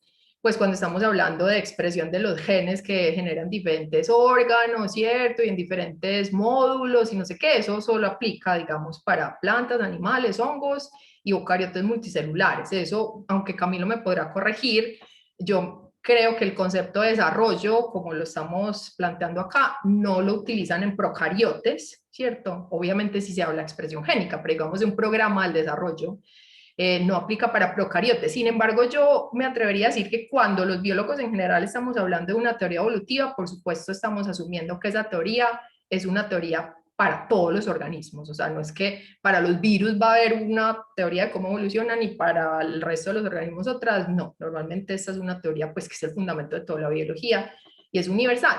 No sé, Cami, en procariotes se habla del desarrollo o no. Tradicionalmente no, pero eso, digamos, viene cambiando en los últimos años, quizá en la última década con más fuerza, porque en procariotas sí se viene encontrando que, primero, que hay algún nivel de especialización celular, que se pensaba que no, ¿cierto? Que todas las células, digamos, en una colonia iban a ser iguales, y parece que no. O sea, cada vez hay más evidencia que hay una especialización, y si esa especialización corresponde a desarrollo, de pronto también, o sea, incluso hay procesos biotecnológicos donde si se hace una cierta cosa mientras la célula está creciendo, después la célula queda con unas propiedades que si no lo hubieran hecho no las tendría. Entonces, seguramente una forma mucho más simple, mucho más primitiva que en una eucariota, pero aún en procariotas algo de esas ideas parecen ser útiles en el momento. Ya. Muchas gracias, Cristina. Muchas gracias, Camilo. Tenemos otra pregunta aquí de Ángela María y ella pregunta: ¿cómo analizas tú el impacto de la humanidad sobre las poblaciones biológicas hoy existentes y sobre sí misma? Bien, bueno, esa pregunta también a mí me gusta un montón porque de hecho eso es un poquito de lo que yo he trabajado en ecología evolutiva y es que, pues si estoy entendiendo bien la pregunta, hay algunos autores que plantean que los cambios ambientales inducidos por actividades humanas son una fuerza importante o están produciendo un montón de cambios evolutivos en la actualidad. En particular porque muchos de los cambios que las actividades humanas inducen en los ambientes son cambios que suelen ser drásticos y suelen ser rápidos. Y entonces tenemos muchos ejemplos, pero son por ahora, digamos, casos aislados o son pocos casos en los cuales claramente hemos visto que hay cambios evolutivos rápidos en respuesta a cambios ambientales que han sido inducidos por actividades humanas. Entonces, por ejemplo, cuando hay una invasión de una especie en un nuevo ambiente, que es un producto de actividades de los humanos, entonces hay cambios evolutivos en la especie invasora y a veces en las especies de la comunidad que está siendo invadida, o hay ejemplos en los cuales, por ejemplo, contaminación por metales de la minería en suelos o cambios pues drásticos en un ambiente por contaminación pueden resultar en cambios evolutivos rápidos en especies de animales, en especies de plantas. Entonces, si esa es la pregunta, sí tenemos ejemplos de cómo los humanos, digamos, de alguna manera estamos cambiando los ambientes y eso puede resultar en cambios evolutivos en los organismos. En algunos casos, la discusión, pues que ya yo creo que no sé, una discusión un poco más filosófica, es si eso es bueno o malo. Claro, si tú tienes una especie que está adaptándose a un nuevo ambiente perturbado por los humanos, uno podría decir, bueno, quizás eso podría ser positivo porque pues, al fin y al cabo esa perturbación de los humanos no va a desaparecer y entonces quizás esas adaptaciones le permitan a los organismos sobrevivir, pero otros dirían, no, pero es que esas perturbaciones humanas, cierto, no son permanentes quizás, o luego van a cambiar otra vez, y entonces los organismos ya van a perder la capacidad que tenían de estar en los ambientes, digamos, más originales o menos perturbados. En fin, es una discusión interesante, pero para responder a esa pregunta, de hecho, hay todo un área de investigación de lo que llamamos evolución contemporánea, inducida, digamos, por cambios antropogénicos. ¿Sí?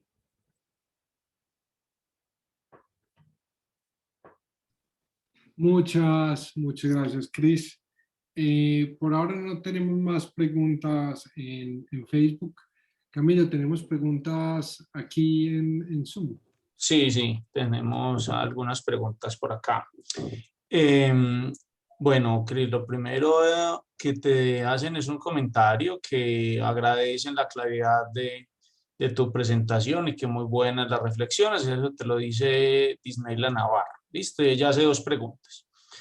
La primera es, para la enseñanza del modelo de adaptación de los seres vivos, ¿lo sugiere abordar desde la síntesis moderna o desde la síntesis extendida?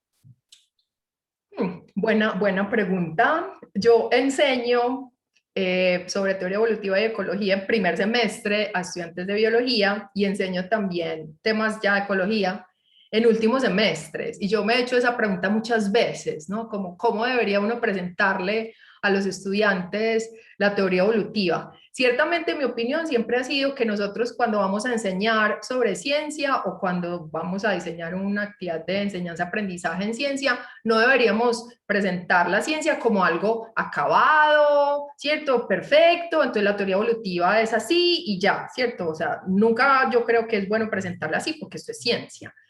Pero sí la pregunta es como a qué nivel de complejidad vas a usar para hacer una clase en primer semestre, ¿cierto? Versus en, no sé, la mitad de la carrera, cuando ya los estudiantes tienen más elementos, o al final de la carrera o en posgrado.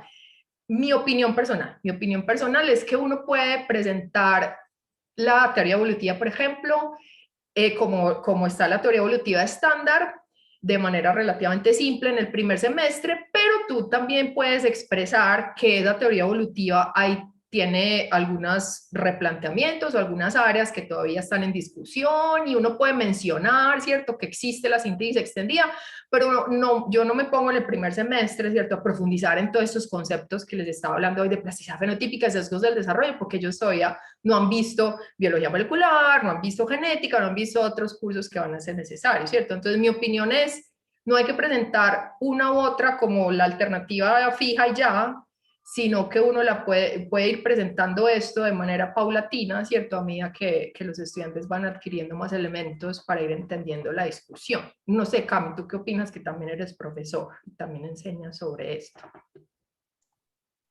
No, pero eso no es culpa mía. No, sí, es muy difícil, sin duda alguna.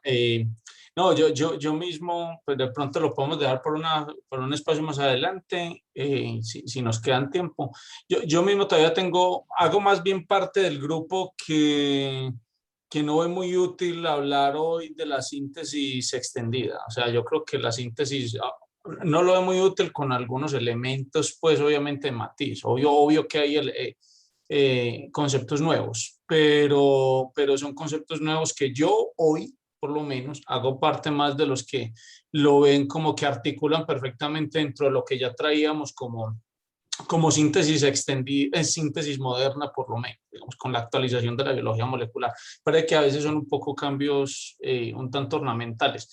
Esa es mi posición. Entonces, por lo mismo, de pronto no me preocupo mucho por la una a la otra. Y claro, son muchos conceptos y si toca decir cogiendo de a una. Eso estoy de acuerdo de entrada. Son un mundo de cosas y se confunden con mucha facilidad. Y de hecho, en el discurso de muchas personas, incluyendo nosotros profesionales y mucho más estudiantes, a veces se ve que hay confusión y se confunde el uno con el otro, se cree que esta cosa es lo mismo que aquello. Entonces, es un proceso duro, pero yo creo que es hasta más para preguntarle a un experto en educación que a nosotros mismos. O sea, las especialidades son tan fuertes que uno, aunque trabaje en esto, no necesariamente es el mejor para enseñar. Es así. Bueno, ella te hace, Disneyla te hace otra pregunta, te extiende otra pregunta. Al hacer énfasis desde la síntesis extendida en la plasticidad fenotípica, ¿se estaría haciendo alusión a aspectos teleológicos? Y ella aclara que te lo pregunta porque en ocasiones ellos actúan como obstáculo al aprendizaje de la evolución. Muy buen punto, sí, muy buen punto. Yo trato de ser súper cuidadosa con el manejo del lenguaje, pero eso no es nada fácil. Pero sí, cuando uno lee algunas de estas ideas en artículos, claro, cuando se está diciendo que, por ejemplo, los fenotipos pueden dirigir la evolución, o que el desarrollo puede tener algún tipo de direccionamiento, claro, eso parecería teleológico, por supuesto que en el fondo no lo es, o sea, no estamos hablando para nada de una intención, pues en términos de una intención hacia resolver un problema o una intención que tienen los organismos para llegar a alguna meta, o sea, no se está hablando para nada en esos términos, pero sí es muy difícil manejar suficientemente bien el lenguaje, específicamente como tú dices, cuando uno está haciendo docencia o en procesos de enseñanza-aprendizaje, porque se puede prestar para interpretaciones no muy,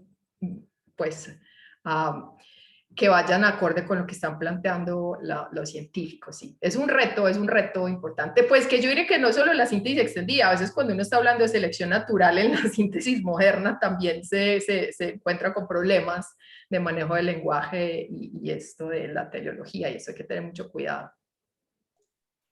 Perfecto, Cris, muchas gracias. Bueno, tenemos a Aida Vargas. Aida hace 2 preguntas. La primera es, ¿la síntesis extendida puede estar en competencia darwiniana? Lo coloca entre comillas, una metáfora. ¿Podría estar en competencia darwiniana con la síntesis moderna, como cita Meyer en su obra Así es la biología de 2005, o ya ha sido completamente aceptada? Muy buena pregunta, y de hecho yo quiero ahorita escuchar la opinión de Dubian, que es un experto, o por lo menos sabe mucho más que nosotros sobre filosofía de la ciencia y también sobre sociología y historia de la ciencia. Yo todavía no sé, pues sí estoy de acuerdo en que plantear a la síntesis extendida simplemente como una mera extensión de la teoría evolutiva estándar quizás no es la mejor manera de hacerlo. Es infortunado que se llame la síntesis extendida, ya quedó con ese nombre, ¿cierto? Pero yo pienso que sí es un replanteamiento importante de muchas cosas en evolución, sin necesariamente ser algo que va a reemplazar la teoría evolutiva estándar. Sí, se puede considerar como 2 teorías en competencia, y una va a tener más éxito que la otra en términos así como darwinianos, no sé. Yo creo que, como dice Camilo, mira que todavía hay muchos científicos que ni siquiera, digamos, consideran que la síntesis extendida sea una teoría realmente, digamos, que amerite ser considerada como una alternativa o como una teoría que compita con la otra. Yo diría, incluso me atrevería a decir que esos son la mayoría, o sea, los que apoyan esto de considerar la síntesis extendida son una minoría, pienso yo, pues hasta donde sé, es así. Habiendo dicho eso, se me olvidó decirles, Lalande y Euler, los 2 autores principales de ese artículo del 2015, tienen en este momento un programa de investigación gigantesco, son varios millones de euros, invertidos es un equipo de más de 50 investigadores y tienen 22 proyectos distintos en muchas partes del mundo, experimentales y también observacionales, y están tratando de probar las predicciones que ellos propusieron, o sea, están tratando de obtener evidencia empírica para ver qué tanto se sostiene, digamos, lo que ellos están proponiendo en esa teoría, y hay, pues claramente, dieron un montón de millones de euros, entonces por lo menos hay algo de interés para explorar estas ideas, ¿cierto? Por lo menos de algunos donantes. Si es una teoría ya suficientemente sólida como para considerarla una buena alternativa o en competencia con la teoría evolutiva estándar, no sé, todavía no me atrevo a decir nada, pero de nuevo yo quiero que Dubian ahorita nos dé su opinión al respecto. No sé si ya o terminamos de resolver las preguntas y... No, a mí me parece que mejor lo hacemos de una vez para que de quede una vez. temáticamente consistente. Dubian, ¿tú qué piensas al respecto? Brevemente, es un problema muy difícil. Yo creo que uno puede trazar analogías informativas entre la biología y la filosofía de la ciencia. Si considera, por ejemplo, que la realidad biológica es indefinidamente compleja, pero la ciencia también es un fenómeno complejo. Entonces, estas mismas preguntas de integración, relación y conflicto entre áreas de investigación que se encuentran en la biología, en el caso de la discusión con la síntesis extendida, también las podemos encontrar en relación con nuestros modelos y nuestros compromisos para modelar esas relaciones entre distintos campos teóricos o esas relaciones disciplinares. Llamar a la relación entre la moderna y la extendida una competencia darwiniana, pues es una metáfora interesante, pero no sé desde el punto de vista de la comprensión del fenómeno del cambio teórico y de la especialización científica qué tan informativo pueda ser. Yo creo que en esta discusión, y ya para terminar, hay tal vez una confusión o un elemento que no se ha tenido muy en cuenta y que, digamos, está a la base de toda esta teorización acerca de cómo uno individúa esos campos de trabajo y si los llama paradigmas, los llama tradiciones, los llama programas, comunidades, etcétera. Y también cómo entiende el desarrollo, la transformación y la proliferación de esas distintas unidades de análisis. Y lo que no se está teniendo en cuenta es que cuando uno habla de extensión, no necesariamente se está refiriendo a un movimiento lineal, que no involucre cambios importantes, ¿sí? Y creo que no tener en cuenta eso parte del hecho de que todas estas teorizaciones sobre el cambio teórico se han basado en esa distinción de Kuhn entre ciencia normal y ciencia revolucionaria, ¿no? o entre el progreso en términos lineales y el progreso en términos de cambios discontinuos y radicales. Si uno toma, por ejemplo, el finitismo sociológico, una concepción desde la sociología del conocimiento sobre el desarrollo conceptual en la ciencia, se da cuenta que el desarrollo científico involucra las dos cosas, ¿sí? Es decir, que la distinción entre ciencia normal y ciencia revolucionaria no se desvanece, no se mantiene, porque en cada nueva extensión a través de razonamientos analógicos, por ejemplo, cuando queremos usar el núcleo fuerte de la síntesis moderna para comprender fenómenos ecológicos y fenómenos relacionados con la ontogenia, al hacer esas analogías, sí, debido a que todas las analogías son problemáticas, siempre hay pequeños cambios en relación con los compromisos de la síntesis moderna, ¿no? Entonces, si tomamos, por ejemplo, lo que señala Martínez sobre los modelos de explicación o los modelos de causalidad, pues nos damos cuenta que cuando tratamos de extender, ¿sí?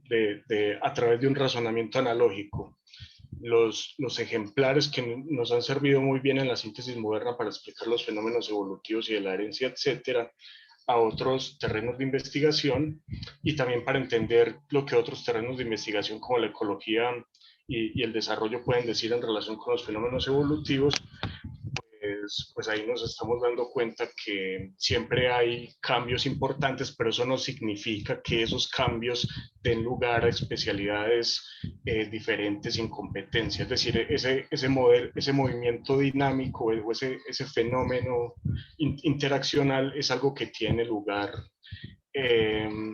dentro de la biología evolutiva misma. Entonces, a mí me parece que separar que esto es síntesis moderna, que esto es ecología, que esto es desarrollo, etcétera, es artificial, pero eso no significa desde luego que sea arbitrario, simplemente maneras en las cuales uno trata de individuar, pero funcionalmente para ciertos propósitos, ciertos terrenos de investigación, pero lo que uno ve en realidad, al igual que cuando se aproxima a un fenómeno microscopio usando el lente, es una realidad indefinidamente compleja, ¿sí?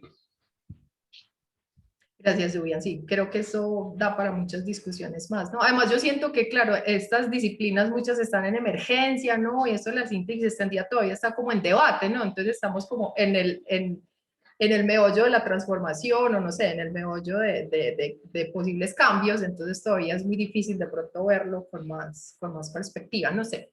Me parece que hay muchas cosas interesantes por discutir acá. Bien, muchas gracias, Cris y Dubian. Bueno, la otra pregunta de Aida era, ella decía, ¿los libros de texto escolares incluirán o enseñarán algún día la síntesis extendida? Una pregunta Sí, de futurología. buena ¿Qué piensas tú? pregunta. Buena pregunta, en el momento claramente no lo hacen, ¿cierto? O sea, en el momento, en algunos, o sea, hay libros de textos de ecología evolutiva y hay libros ¿qué es esto? De bodeo, ¿cierto? Pero digamos como cosas separadas. Pero en los libros específicamente o en los capítulos de los libros que se habla de biología evolutiva, claramente todavía no se habla de la síntesis extendida. Yo pienso que, como decía ahorita, quizás todavía no es suficientemente amplia y aceptada esta idea en la comunidad científica como para que eso quede plasmado en los libros de texto. Si algún día, ¿cierto? Aquí va la especulación, si algún día esa teoría llega a tener más soporte y es, digamos, más aceptada, quizás, ¿cierto? Pero creo que mientras esa teoría sea algo que todavía está en discusión y que la mayoría de la comunidad científica no acepta, digamos, pues, ¿cierto? No va a ser parte de como lo tradicional que está en los libros. Por ahora casi todo ese debate está en artículos científicos y en eventos, ¿cierto? Se hacen muchos seminarios y como grupos de trabajo, pues como se reúnen investigadores para hablar de construcción de nicho y de plasticidad fenotípica, pero tanto como que eso ya pase a los libros de texto de docencia, no, todavía no. Yo ahí haría un comentario, Cris, en aras pues, de la reflexión y nos queda solo una pregunta más acá, por lo menos en Zoom. Pues yo creo que, a ver, por un lado es que más que, pero está hablando una persona que no está abrazando, digamos, de entrada la utilidad de la síntesis extendida, eso pues como para ser totalmente transparente. O sea, yo veo que, o sea, no hay una teoría nueva, esa es más o menos mi posición, ¿sí? O sea, que no hay realmente una teoría nueva, sino una serie de elementos que se articulan con el cuerpo teórico que ya traemos en la evolución. En ese sentido, mi posición personal es que lo que necesitamos hacerle fuerza es, de hecho, que en los libros de texto entre con fuerza la teoría evolutiva, con estos elementos porque están sobre la mesa, ¿cierto? O sea, los elementos, o sea, lo que es epigenética, todo el discurso y la narrativa del evodeo, las técnicas, porque no es solo una narrativa en un cuerpo teórico, en una serie de técnicas también adicionales que han aparecido, todo eso hace parte hoy de estudiar evolución. Como en general la evolución es lo que yo creo que hay que hacerle fuerza en los libros de texto, porque al menos en el caso colombiano, eso todavía es supremamente débil, ¿sí? O se ve como una cosa un tanto superficial o superflua. O sea, no se está enseñando con el poder que realmente tiene para entender la vida en general. O sea, no es solamente como una curiosidad biológica y útil para la biología, útil para la perdón, para la medicina, para la conservación ambiental, para nuestra relación con la agricultura. Eso todavía no se está haciendo. Eso sería lo que yo sí adicionaría ahí al buen punto que señala Aida. Sí, de acuerdo. Bueno, y la última pregunta que tenemos en Zoom la hace Alejandro Pérez y él te pregunta cómo se entendería lo que denominamos instinto, entre comillas, en ciertas especies, si existe una coevolución de los organismos con el ambiente.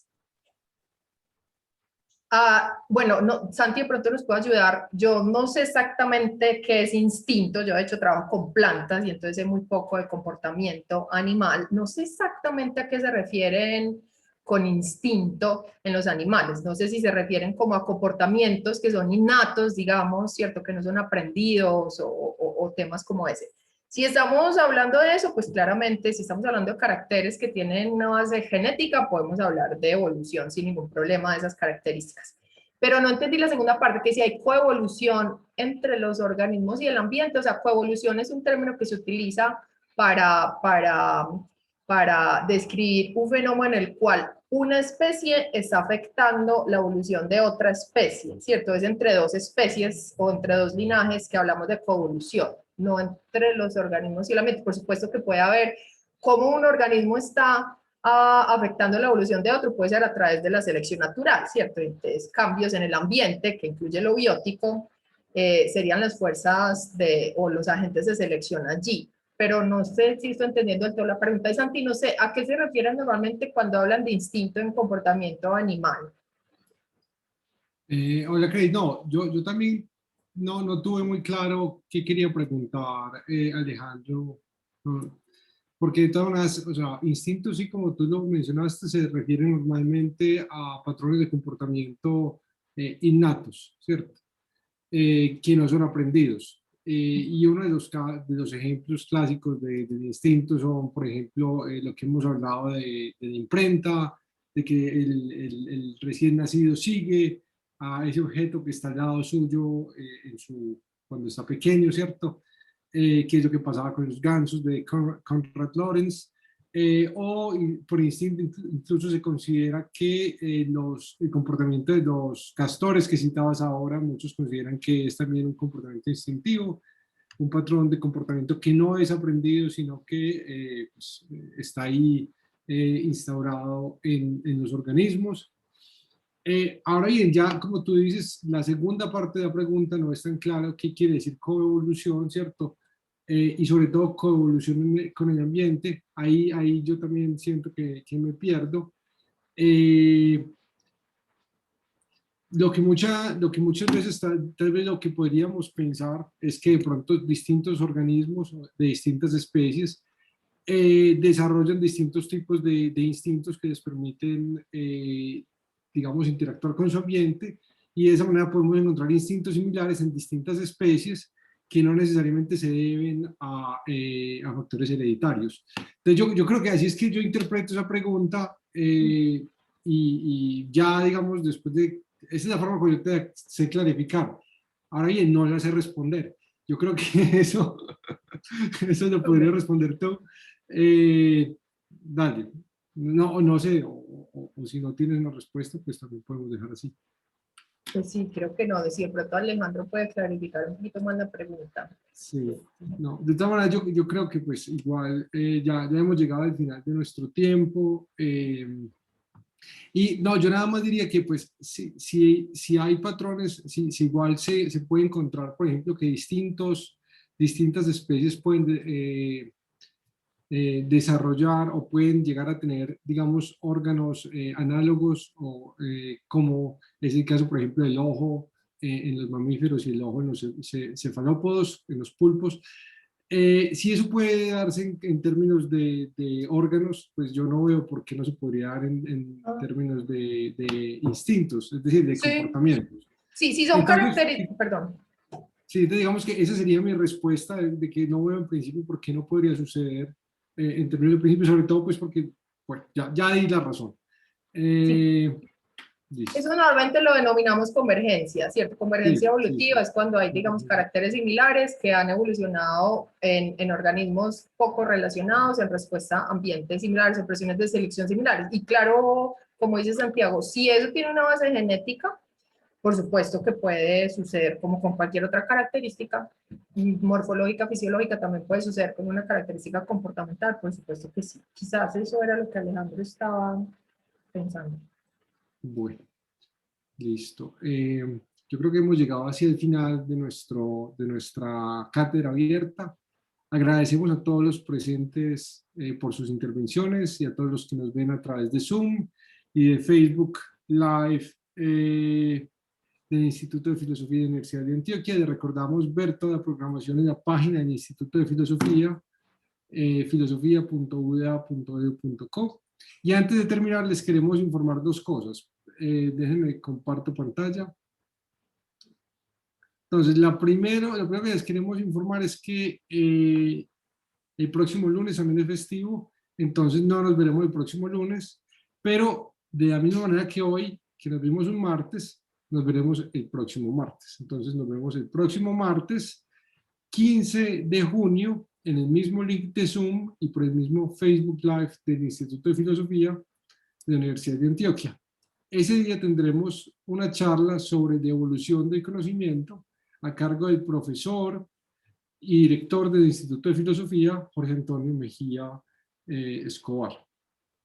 Y también les comentamos que, tal y como puse el afiche aquí, el 19 de julio, está un poco lejos, pero igual es importante que lo anotemos en nuestras agendas, tendremos la charla de clausura de esta cátedra abierta, y esta charla tiene como título La naturaleza humana y el debate en torno al biomejoramiento humano, por parte del profesor Antonio Diegues de la Universidad de Málaga. Estamos muy contentos de que el profesor haya aceptado nuestra invitación y pues nada, nos vemos dentro de 8 días y nos vamos preparando para la charla final. Muchas gracias a todos por su atención y hasta la próxima. Chao, Cris. Gracias, Chao, hasta Camila. luego. Chao, Miguel. Chao.